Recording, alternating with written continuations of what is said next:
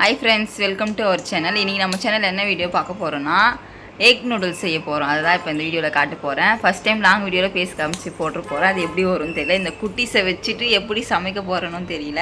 இவங்க நூடுல்ஸ்னா கொஞ்சம் விரும்பி சாப்பிடுவாங்க. நான் நூடுல்ஸ் வாங்கி வச்சிருக்கேன் ரெடிமேடா. இப்போ அதில் வந்து நம்ம என்னென்ன ஆட் பண்ணி செய்கிறோன்ட்டு பார்க்கலாம். வாங்க வீடியோக்குள்ளே போகலாம். வெஜ் நூடுல்ஸ் செய்ய வந்து என்ன பண்ணியிருக்கேன்னு காட்டுறேன். வாங்க பேக் கேமராவில் காட்டுறேன். இப்போ நூடுல்ஸை வேக வைக்கிறதுக்கு தேவையான அளவு தண்ணி ஊற்றி வச்சுருக்கேன் கடாயில். இங்கே பாருங்கள், நூடுல்ஸ் எடுத்து வச்சுருக்கேன். இப்போ இந்த தண்ணி கொதித்த உடனே இதில் தண்ணியில் வந்து ஆயிலும் லைட்டாக சால்ட்டு சேர்த்துருக்கேன். இது கொதித்த உடனே இதில் வந்து இதை போட்டு ஒரு 5 மினிட்ஸ் வச்சா அது கொஞ்சம் இதுவாகிடும். அதுக்கப்புறம் தேவையான பொருட்கள் பார்த்துக்கலாமா? இங்கே வாங்க, இது பார்த்துக்கலாம். இங்கே பாருங்கள், கொஞ்சமாக பீன்ஸு, கேரட்டு, அப்புறம் கேப்சிகம், ஆனியனு, கோஸ். கேப்சிகம் மட்டும் கொஞ்சம் சீவி வச்சுருக்கேன், கேரட்டு சீவி வச்சுருக்கேன். ஏன்னா வந்து இது பசங்க வந்து குட்டி பசங்கனால சாப்பிட மாட்டாங்க, ஸ்கிப் பண்ணுவாங்க, அதனால் அப்படி பண்ணி வச்சுருக்கேன். அப்புறம் இஞ்சி பூண்டு பேஸ்ட்டு கொஞ்சம். இது வந்து ரெடிமேடாக வாங்கி வச்சுருக்கேன், வீட்டில் அரைக்கல. எப்பவுமே யூஸ் பண்ணுவோம், வீட்டில் அரைச்சி தான். இந்த வாட்டி டைம் இல்லைன்னு சொல்லிட்டு அரைச்சி வாங்கி வச்சுருக்கேன் ரெடிமேடாக.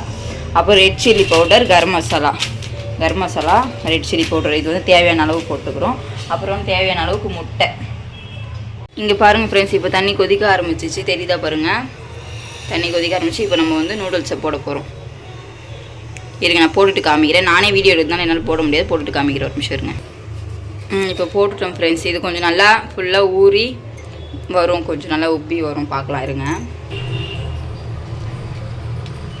இது ஆயில் எதுக்கு சேர்க்குறோன்னா, இது கொஞ்சம் ஒட்டாமல் தனித்தனியாக வர்றதுக்காக ஆயில் சேர்த்துருக்கோம். சால்ட்டும் கொஞ்சம் சேர்த்துருக்கோம் இதில். இங்கே பாருங்கள் ஃப்ரெண்ட்ஸ், ஒரு இதை போட்டு கொதிச்சு தண்ணி கொதிச்சு பிறகு தான் இதை போட்டு ஒரு 5 நிமிஷம் 6 நிமிஷம் இந்த மாதிரி விட்டோன்னா நூடுல்ஸ் வந்து எப்படி வந்துச்சு பாருங்கள். பார்க்கும்போது தெரியுதுங்களா? ரொம்ப வேகக்கூடாது, குழஞ்சிரும்.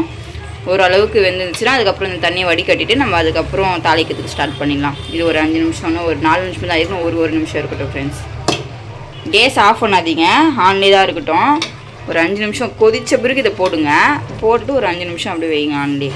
ஓகே ஃப்ரெண்ட்ஸ், இப்போ வந்து நூடுல்ஸ் வந்து இந்த மாதிரி ஓட்டையான பிளேட்டில் விட்டு கொட்டி வச்சுருக்கோம். அது தண்ணி ஃபுல்லாத்தையும் வடித்து வச்சுரும். இப்போ நெக்ஸ்ட்டு கடாய் ஆன் பண்ணி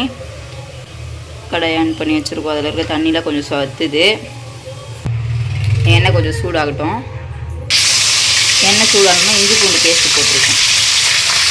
அது அப்படியே ஒரு கிடாய் கிண்டி விடணும்னா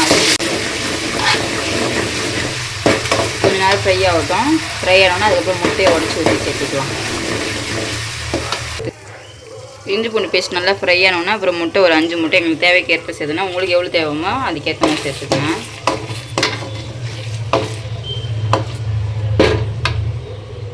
கொஞ்ச நேரம் முட்டை வந்து பாயில் ஆகி வரட்டும்.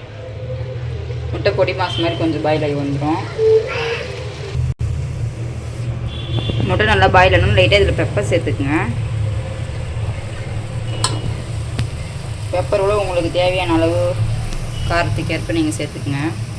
எங்கள் வீட்டில் எல்லோரும் கொஞ்சம் போடணுன்னு நான் கொஞ்சம் எக்ஸ்ட்ராவே சேர்த்துருக்கேன் பெப்பர்.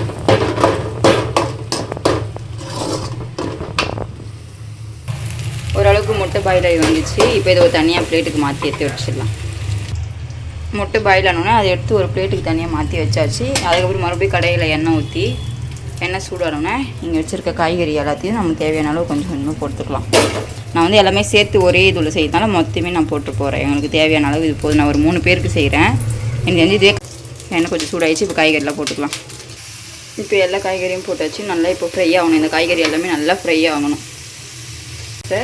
ஸ்லிமே வச்சு நம்ம நல்லா ஃப்ரை பண்ணி எடுத்துக்கணும். இப்போ இந்த காய் கொஞ்சம் ஃப்ரை ஆகிறதுக்கு தேவையான அளவு சால்ட்டு போட்டுக்குங்க. நான் போட்டு ஃப்ரை பண்ணுங்கள். கொஞ்சம் அப்படியே ஸ்லோவில் வைங்க. அது கொஞ்சம் எல்லாமே சுருங்கும், காய் எல்லாமே வதங்கி.